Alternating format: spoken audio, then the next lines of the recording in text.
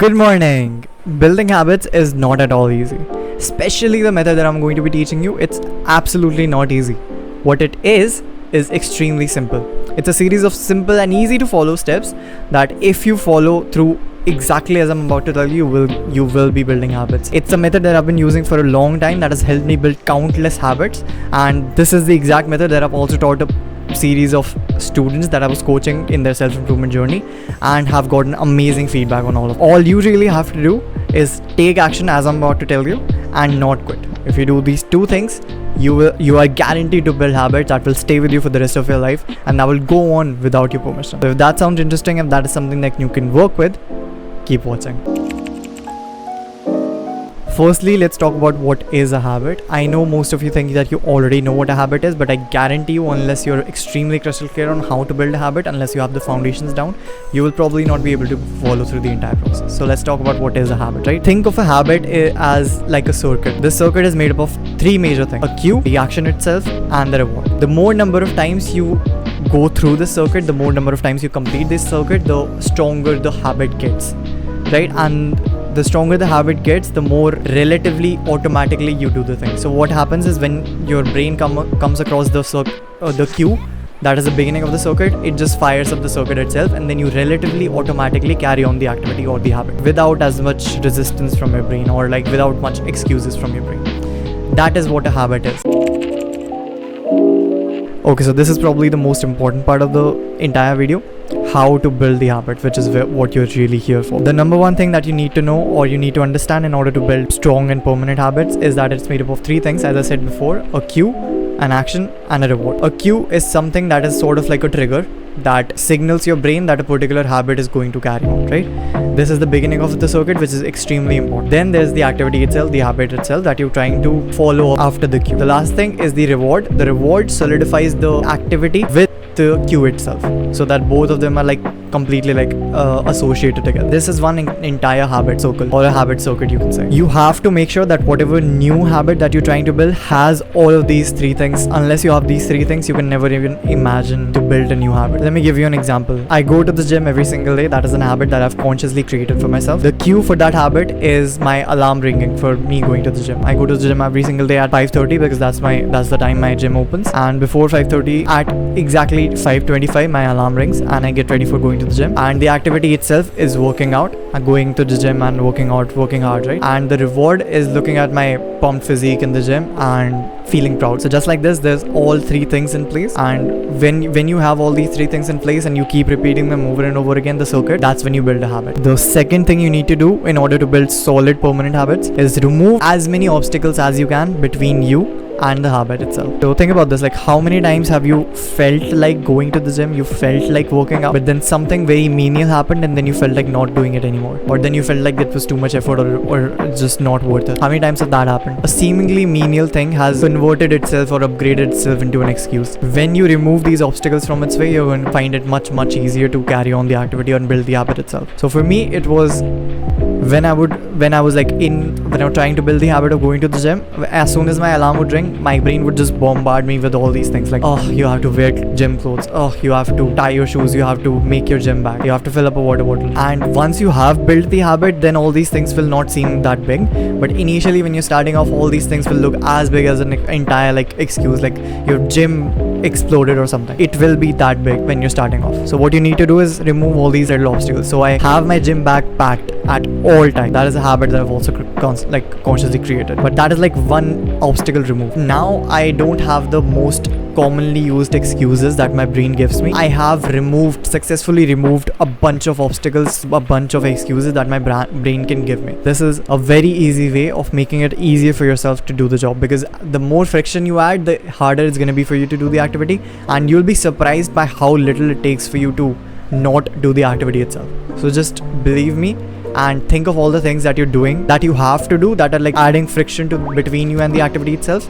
Write them all down and then remove them, or make sure that cannot be used as an excuse. Next thing is build the habit of showing up first. This is very interesting and very seemingly very popular in self-improvement space, but just think about this for a second. Your brain doesn't say, oh, don't work out today. It says don't go to the gym. Your brain doesn't say don't study today. It's like in your mind it may be like that, but in your brain what it really is saying, don't sit down on your study table and don't open your book, because that's the hardest task, just showing up.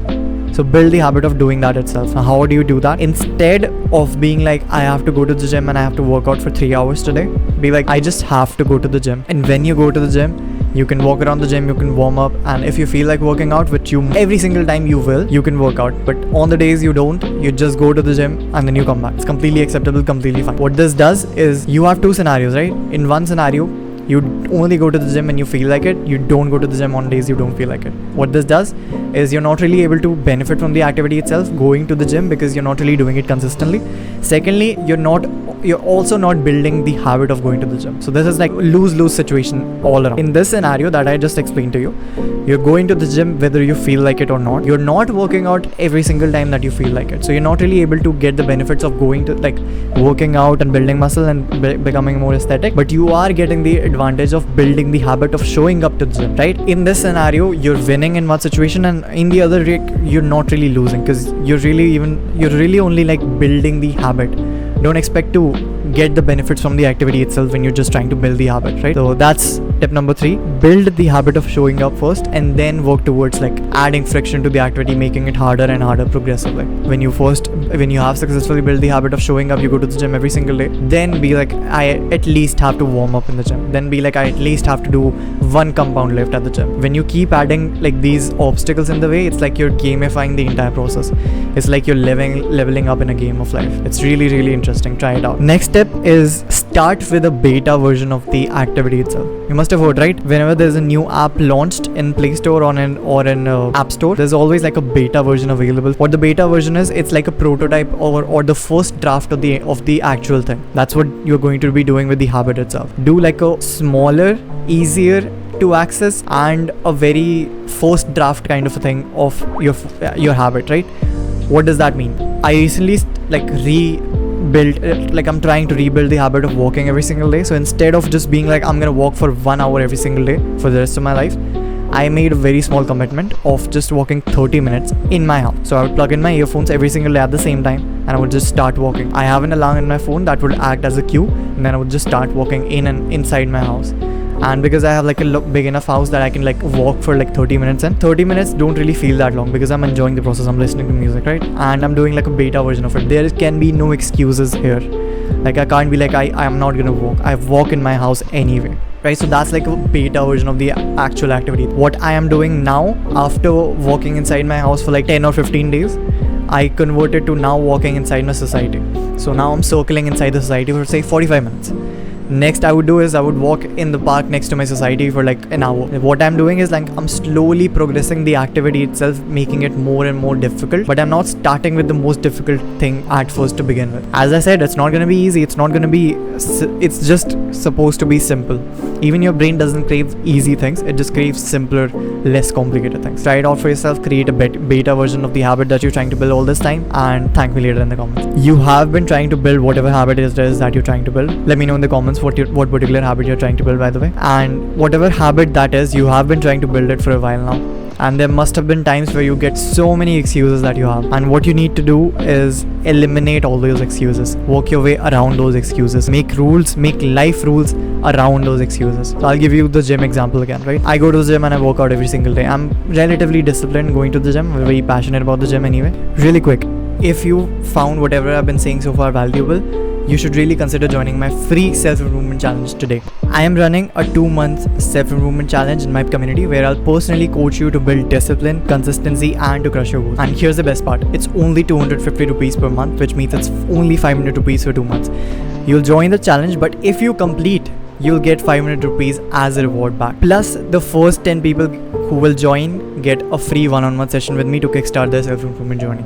So not only will you gain massive value, but you could finish the challenge and basically walk away with nothing lost and to gain everything. So if joining a free self-improvement challenge is something that you're generally interested in it, it's the first link in the description. Go on and secure your spot. The spots are super limited because I don't want to take up too much people inside the community. I don't want to divide my focus into too many people. I'm only taking in as many people as I am able to handle. So the spots are extremely spotty, and the challenge starts at Sunday of 6th of October on Sunday. So the time is also super limited. Join now and I'll see you there. But what I've seen is that the only like 2 or 3 excuses that I have in terms of like going to the gym are, number one is when I feel too full, when I have too much food in my stomach. As a result, I feel like sick going to the gym, and just working out also makes me feel like I'm gonna throw up like right that second. So that experience has led me to having like not so good feelings attached with being full and then going to the gym, because that makes me like just feel like I'm gonna throw up. The other excuse that my brain actively gives me is that whenever I have just woken up from sleep, so my gym time is 5:30 p.m. right? Whenever I'm sleeping until 4:30, my gym session doesn't really go that well because I haven't really woken up. So these are the 2 excuses that my brain gives me actively. So what I have done is made rules for myself to eliminate these excuses. What I do is I have made it a rule for myself to never eat past 3 p.m. It's just an arbitrary time that I have chosen for myself that ensures that there's no food in my stomach, or at least nothing heavy in my stomach, undigested food in my stomach, until after I'm back from the gym. And the other rule I made for myself is not to go to sleep past after like 1 p.m. So if I want to go to sleep, I'll go to sleep at 12:30, maybe 11:30, 11 p.m. 11 a.m. But I will not go to sleep if it is like past 1, because then I'll be like sleepy and tired and lethargic by the time it's like time for me to go to the gym. So just by working my way around these excuses, I have successfully, and I can say this for myself, I've successfully eliminated every single excuse that my brain can give me. Like these are the only 2 logical excuses that my brain gives me actively, and I don't be like, okay, this is an excuse, and I just completely ignore it. These are the 2 excuses that my brain knows I will crumble at. So I've worked my way around these excuses. I have structured my life so that these excuses don't have any power over me. The last tip I have to give you in terms of building habits is something that is called habit tracker. It's something I've learned from a book called Atomic Habits by James Clear. Amazing book, you should read it. What habit stacking is basically you're combining 2 habits together. So one habit that you have already in place with another habit that you're trying to build, right? This is way easier because now you already have an habit that you're trying to build. You just have to have to remind yourself that you have to do another thing afterwards. I'll give you the example of cardio again, like kind of like working out. So I already have the habit of working out every single day built, right?